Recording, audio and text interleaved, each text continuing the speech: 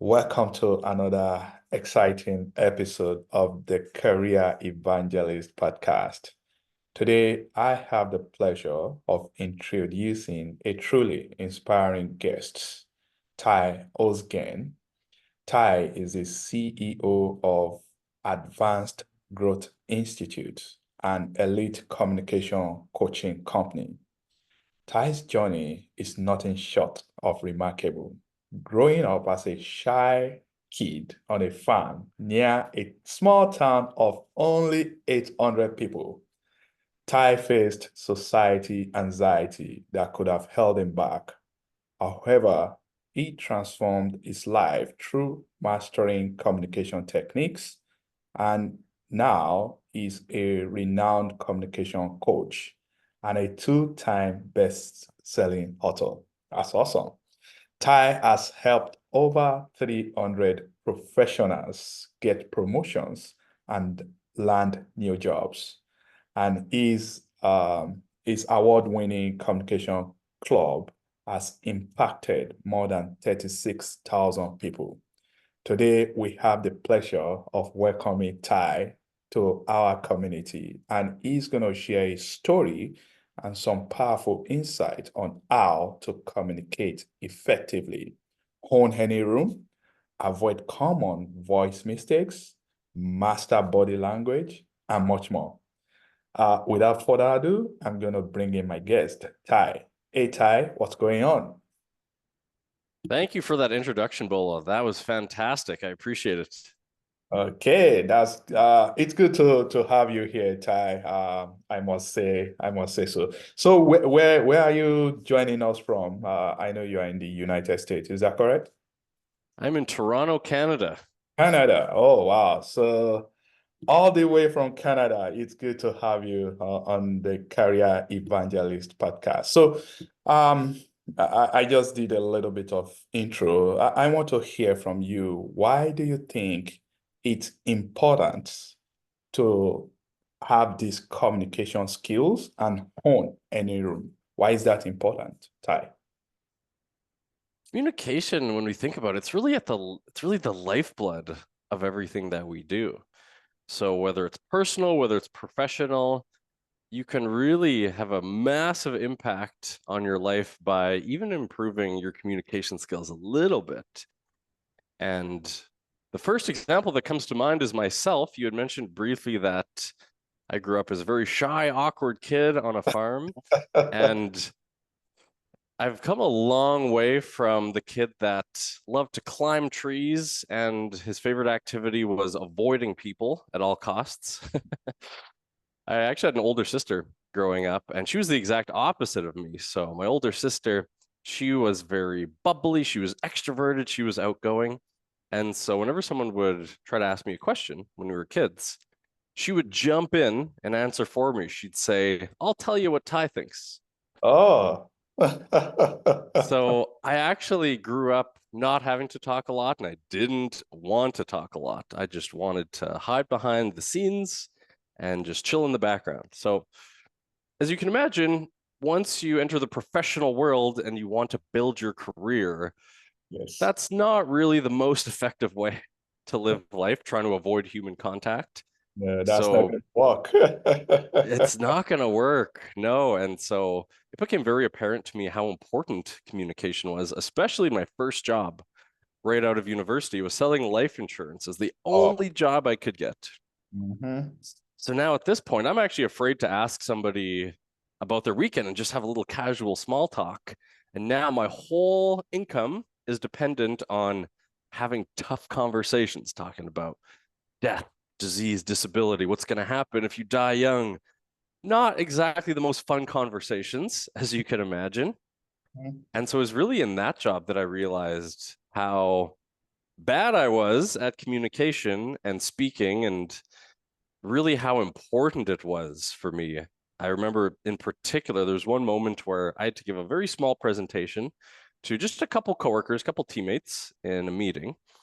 And I remember throwing up beforehand, going to the bathroom and just throwing Oh, up because I was so nervous. And I remember just staring up at myself, looking in the mirror and just thinking, why is this so hard for me? And why am I like this? Why isn't this easier? And it was at that point I knew that I really had to do something about it, because with the amount of time that we spend at work, it's very important that you at least don't hate going to work, and you can at least have some conversations with people, Yeah. right? I was starting really small at that point.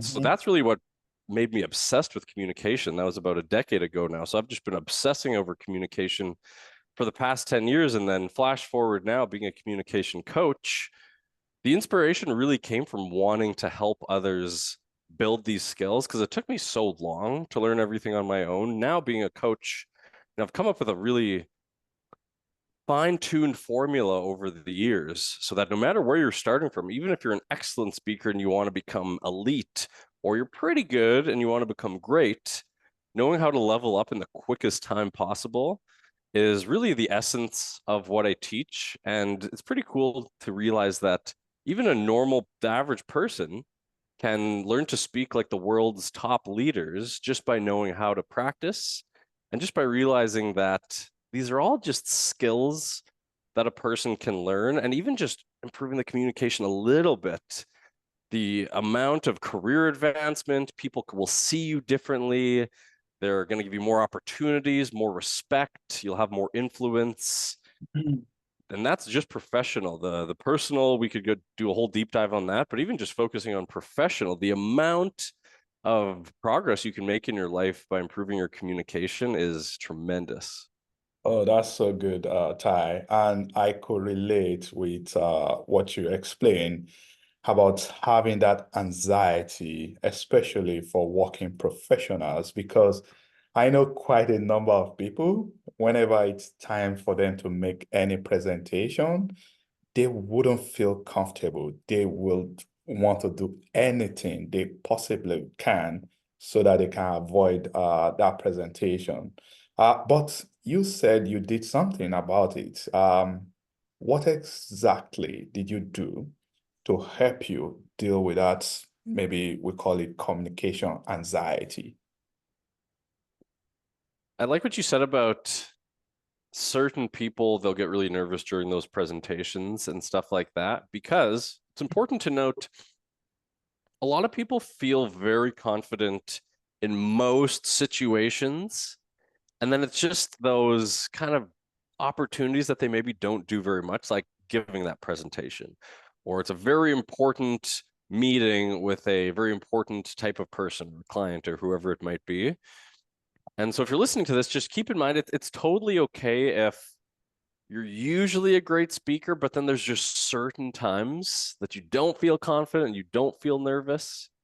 That's really important to realize. Okay, there might be a gap just in certain situations, and it's just as easy to work through that as it is through anything else. So just wanted to recognize that it might just be certain situations.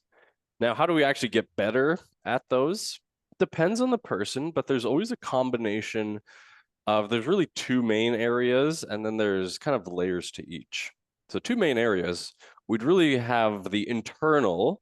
So how does a person feel inside? How confident are they? Are they nervous? Are they stressed? Are they anxious? And then the external is really the skills, right? So what are the skills that they can develop to actually perform better, speak better, and have the impact that they want in the moment? So for me, one of the places that I first started was the internal. So shifting some of the beliefs. There's different work that we do with the subconscious mind. One of the examples of that is you can ask yourself what are called identity shifting questions. Mhm. So a little different than affirmations. We may know affirmations as I am blank statements, right? I am confident. That's an Yeah. affirmation. The problem a lot of people have with that is your brain can disagree with you, right? It's That's like, right. well, actually, you're not that confident. You didn't feel Confidence. very confident earlier. Right. Right. And so a shift on this that we found works really well is making it a question, because the subconscious mind loves questions. So you can say, why am I supremely confident when I give presentations? And the way that the brain works is that the subconscious wants to go searching for an answer. They don't disagree with questions. the subconscious goes and searches for an answer. And it does that by actually helping to shift some of the beliefs, shift some of your habits. And so that's actually one way that you can start making some of those internal changes, is consistently every day asking yourself questions like, why am I, and then insert whatever you want to be, why am I such a captivating speaker, even when I'm put on the spot? Stuff like that. So that's the internal side of things. There's things you can do with your breath that are helpful, and visualizations. That stuff we've all probably heard of before, but yeah, the internal is certainly a big part of it. And the state that you're in while speaking, like, how are you feeling in the moment? What are you thinking in the moment? That's always a big part of it. And then for certain other people, maybe they actually just need the skills and they just need to prepare and practice the right way, because that might be the only obstacle for them. And they just need to know, okay, here's how to practice. Here's how to stop saying your ums. Here's how to speak so that people listen to you more closely, stuff like that. Okay, so I'd like to drill down a little bit more, if you don't mind. You talked about practice, and you talked about hum. I do hum from time to time. I try to deal with it I just did one right now, even just by trying to ask you questions. So, what are some recommendations that you can give us in terms of how to practice, or maybe how to eliminate those arms when we talk? Absolutely. So I was just working with a woman, her name was Jessica, actually, and she did not even know how many times she was using these ums and uhs. Yeah. And she didn't use them all the time, but it was in those moments when she was a little bit nervous, Mm-hmm. or when there's very important people around. Maybe it was the CEO she was talking to. And, there's a little bit more pressure when we're Yes. talking to really important people, whether we like it or not. That's just the way it is. Yeah. And so one of the things that first you want to do is try to record yourself as much as possible, just so that you first know when you're actually saying it. That's always the first part. And then with filler words in particular, you can do a couple things. You can practice speaking in shorter sentences and doing a pause between each sentence. So if you're specifically practicing doing that pause and kind of breaking up your sentences into shorter chunks instead of just one long run-on sentence with an in between, Mhm. that's one way that you can do it. You can also practice taking a breath instead of doing the ums. So just a short little breath in between your statements or when you're thinking. And this works because if you're listening, you can try this now. You can't actually say any words while you're breathing in air. Right. So if you practice and you train yourself to just take a short little breath in between statements or while you're thinking, it's impossible for you to say any words during that time. So we've got use shorter sentences, practice pausing in between, and you can also practice taking a little breath between those sentences. Those are 3 ways right there that you can start training yourself to not use those filler words. That's good. Now, I know most of the coaches that have been on my show, they have frameworks or kind of steps to help their students or their clients through whatever process or whatever problem they are trying to help them solve. Now, when it comes to communication or mastering communication that you do, are there any frameworks that you guide people to follow?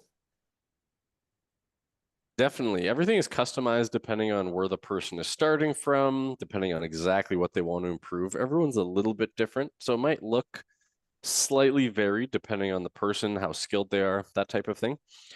But a framework that everyone seems to like, and anyone listening, you can start testing this right now. One of the simplest ones for just a way to explain your ideas Mhm. is point, reason, point. Okay, PRP. Yeah, So let's say somebody asks you a question. You would start by stating your point. So this is the best option for us, whatever the best option is, you'd say that first. Then you'd give your reasons. Why is this the best option? You'd explain the reasons you believe that thing is your best option. And then you restate your point at the end so it's very clear to everyone listening. That's why this is the best option. So if Okay. you can think of how to organize your thoughts and ideas with some type of structure before you just open your mouth and start speaking and start, throwing spaghetti at the wall and hoping for the best. If you Yeah. can try to structure it in your brain quickly, or if you can have steps like that to follow, you can also add an example after your reason, which would make it prep. So it'd be your point, reason, give a quick example, and then restate your point. So practicing doing all of these things throughout your day, eventually they'll become habits, and then everything that you'll explain will just start being more clear and concise. Good. So most of my listeners, they are working professionals. And we know that communication is essential, at least if you are going to be working with people. But I also want to know, how do you help this group of people to get promotion or land new job using this communication coaching? When you think about it, why do people get promoted? Right? Why does a person get promoted? Obviously, your skills, how hard you're working, everything like that plays a role, but a lot of times it's based on how do people see you in the organization, right? How do they perceive you? Do they perceive you as a person that deserves that higher level of role? Do they see you as a person that's at that next level where it's just like, it just makes sense? He speaks like this, he presents himself like this, she speaks like a leader, she deserves this leadership role. A lot of it is perception, right? And of course, we could say, well, it shouldn't be that way. It should be all based on experience and hard work, but that's not really how the world works, just kind of the way that it is. So, by changing how you are speaking, how you're presenting yourself with your body language, how you're explaining your points, the words that you're using, you change the perception of how people see you. Mm, So if you are speaking like a very confident leader, you have the body language of a very confident leader, using the words, and you're explaining yourself clear and concise like a very confident leader. People see you as a person that deserves a higher level of role. Even if you're extremely experienced, you're working hard, but people see you as somebody that just the way that you're presenting yourself is ranked lower, or you're kind of devaluing yourself with the way that you're speaking. You sound less credible than the person then sounds more credible. That's how a lot of these decisions get made. And so we change the way that they communicate and show up, which then changes how they're perceived.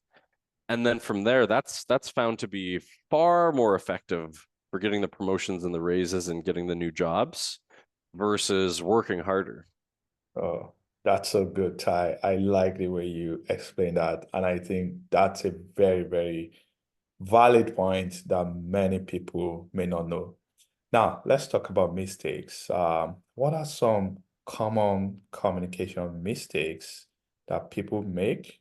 And if you can, also share with us how they can avoid those mistakes. Absolutely. So probably the one of the biggest ones is not being clear and concise enough. So I highly recommend everyone learning PRP or PREP, just ways of structuring your thoughts and ideas. That'd be the first. So we already covered a fix for that. One other framework that I'll give you, because people like the really tangible frameworks, Mhm. is what, so what, now what. So this is just another way to organize your thoughts and ideas. So if you need to talk about a problem, you need to bring up a situation, first say, here's what the situation is. That's the what. Then say, here's why it's important. Here's why we should care. That's the so what. And then the now what is, here are the next steps. Right, so here's what we're going to do about it. Here's a potential solution. There's two frameworks right there. I wouldn't try to learn any others. PRP or prep, and then what, so what, now what. That's really going to go a long way to make sure that you're not over explaining yourself. You're not giving unnecessary information. You're not rambling, giving too many details. Because especially in a meeting, when you have a tight, 30 minutes, 60 minutes, big agenda, lots to go through. I'm sure we've all been in that meeting where the person's just going on and on and on, and we still have 3/4 of the agenda to go through, but we've been talking for 40 out of the 60 minutes. You definitely don't want to be that person. So be clear and concise as much as possible. I'm going to go back to record yourself too, as much as you can, just to see some of the mistakes you are making. Big ones that I see that can discredit people often are common voice mistakes. So we talked about the filler words. That's a big one that makes you sound less credible. People will also do things with their voice, like they'll get quieter at times, or they'll speak a little too softly, or even speaking too loud. That makes you sound annoying. Now, speaking too quickly is probably one of the most common things I hear too. Yeah. Especially when we're a little bit nervous, we talk too fast. Yeah. And especially if we're trying to explain a point. If I was talking like this, just talking really, really fast and trying to explain everything at this pace, no one's picking up on what I'm saying. Yeah, that's right. That's And you right. sound kind of nervous if you're talking like this, right? Yeah. So most people I work with have no idea that they're doing a lot of these things. That's Mm, why I can't stress the recording enough. But I would train yourself to practice slowing down and pausing. right.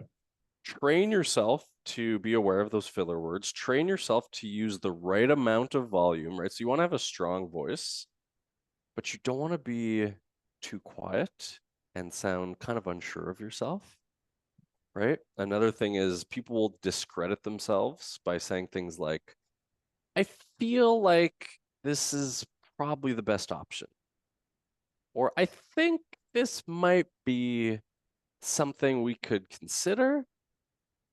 And they sound unsure just in the way that they're saying it, instead of saying, here's something we should consider.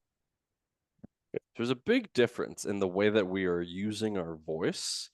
And even words like I think, or I feel, or maybe, might, a lot of times they're not necessary and they really take away from you sounding credible, from you sounding like a person that deserves a high level of respect.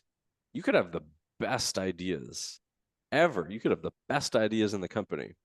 But if you're presenting them in a way that doesn't sound supremely confident, it's not clear for people to understand, and it's not presented in a way that's persuasive, then all of those great ideas are not really going to be listened to. That's right. That's right. So, Ty, I think you are a great communicator. And here's why I say that.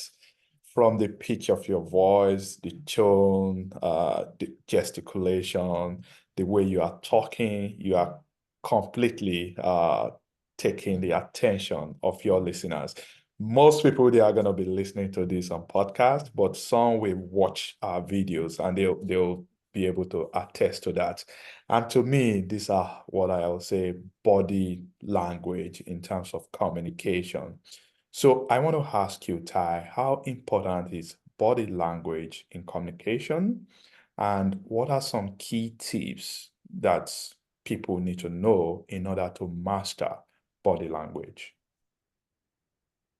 If you're in person or if you're on video, body language can sometimes have the biggest impact, even compared to your voice and especially compared to your words.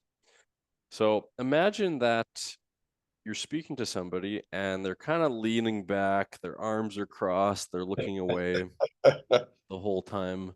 Not It's a interested. yeah, it's a very different feel.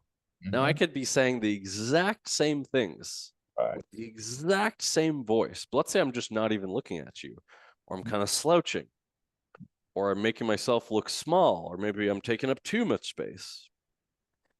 No matter what I'm saying, your opinion of me is going to be very different.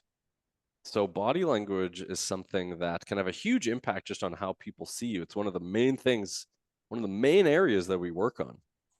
Because if you're saying all the right things, but your body language is giving off different messages and there's conflicting messages there, your voice says you're confident and you're sure, but your body language says you're unsure, then people are going to be kind of confused and they're going to be more thrown off by the disconnection than actually listening to the impact of what you're saying. So, a couple of easy things you can do right now.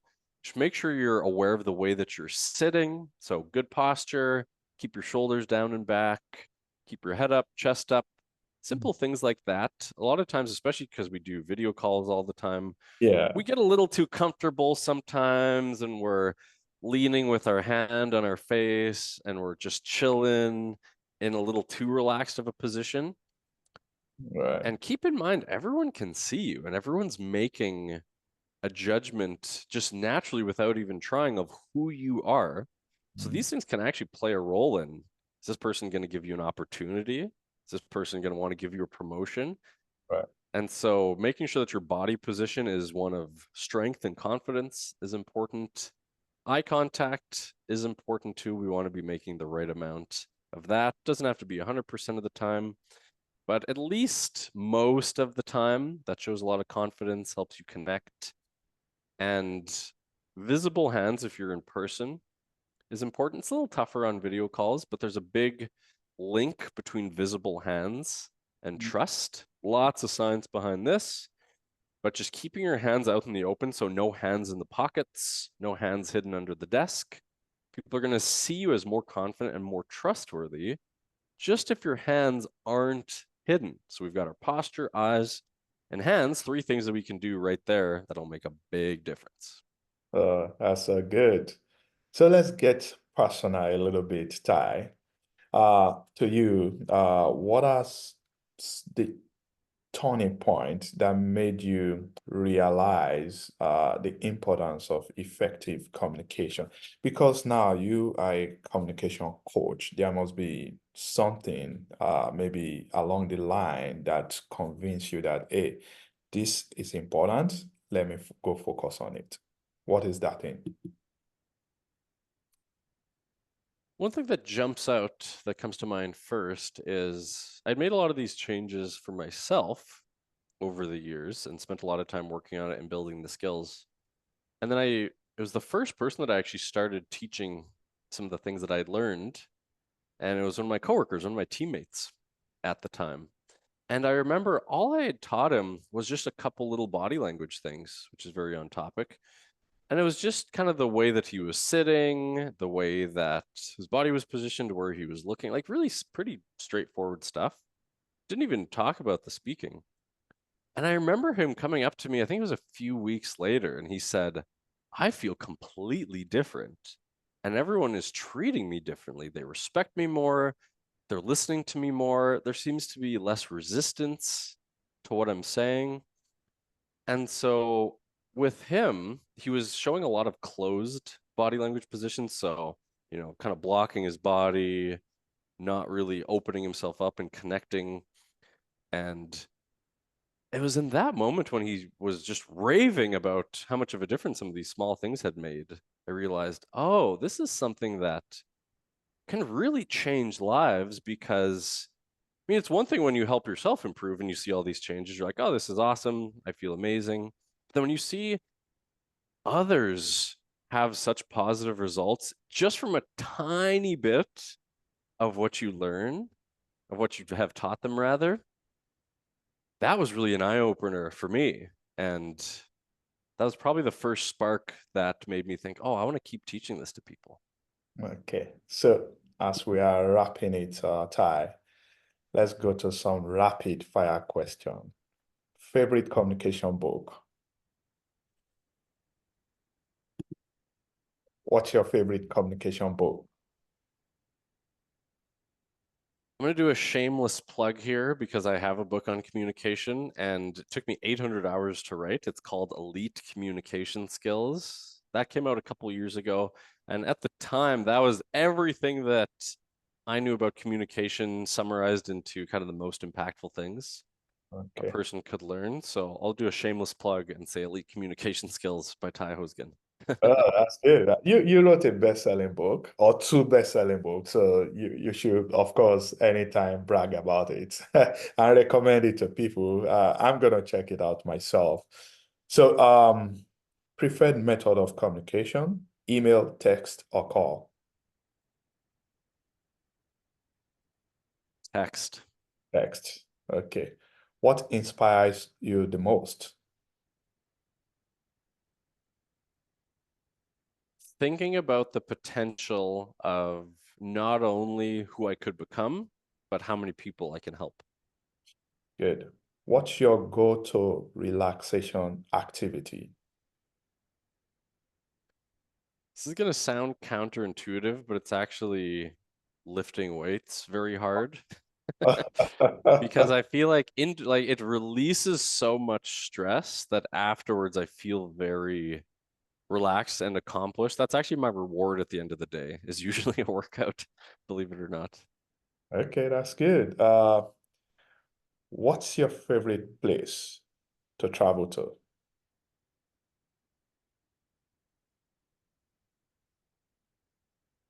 I really like anywhere with a beach. And so Mexico, Puerto Vallarta is the one that's coming to mind because I've just done lots of trips there and it's always so peaceful and so rejuvenating.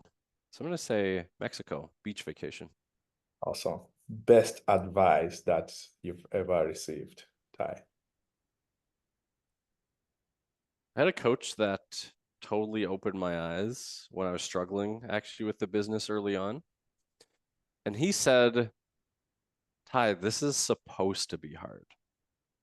And that really totally broke the frame of what I thought building a business was, which I thought, oh, if I'm struggling, I'm doing something wrong. This should be easier. But he said, no, it's supposed to be hard. This is what hard feels like. This is what it's supposed to be. And so once I realized that I actually wasn't doing anything wrong, that was just part of the process. I think that was one of the biggest game-changing moments for me. Oh, that's so awesome. Finally, Ty, where can my listeners find you? For sure. So, Bola, I just want to say you definitely inspire me with how much you over deliver for your audience. You've done well over 200 episodes at this point. So, I just want to recognize you for that. Thank And you. so, I also want to over deliver for anyone listening. And I want to give them a free gift just to say thank you for listening to the end of the episode. And so, I'm going to give away something, and I call this the CEO communication kit. So, Mm. there's two parts to this kit. The first part is a course. It's called Speak Like a Confident Leader in 7 days.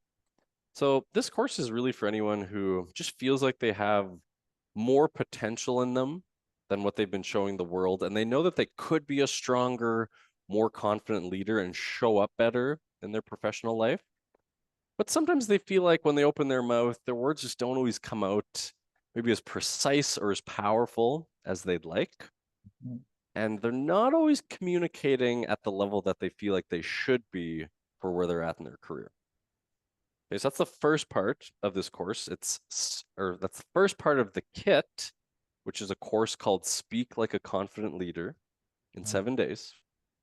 Now, the second part, this is something that I only give to paying clients normally, and this is called the Secrets to CEO Level Presence. Okay. So the secrets to CEO level presence is something that I teach live, and I'll do that for free for anyone who's listening on a live one-on-one coaching call with me personally, just to say thanks for listening to the episode. Thanks to Bola for giving so much value to everyone. And so if you want to have the free one-on-one call with me to get not only the course, but also the secrets to CEO level presence, you can go to my Instagram or LinkedIn, and that's at Ty Hoesgen, Tyhoesgen, at Ty Hoesgen. I'll say that one more time because the last name's a little bit tricky. Tyhoesgen. And so message me the word CEO24, CEO24. That way I'll know that you came from the podcast, and we'll set up the call. I'll send you all the resources. And so that's Instagram or LinkedIn at Ty Hoesgen. Just message me the word CEO24. That's awesome. And that's where we are going to end it today, Ty. I'm going to leave all the links on my show notes so that my listeners can connect directly with you. It's been awesome having you on the show. I've learned a lot from listening to you. And I know definitely that I also need to up my communication skills, and I'll connect with you to learn more. Thank you, Ty. This was awesome, Bola. I appreciate you. All right. Take care, man.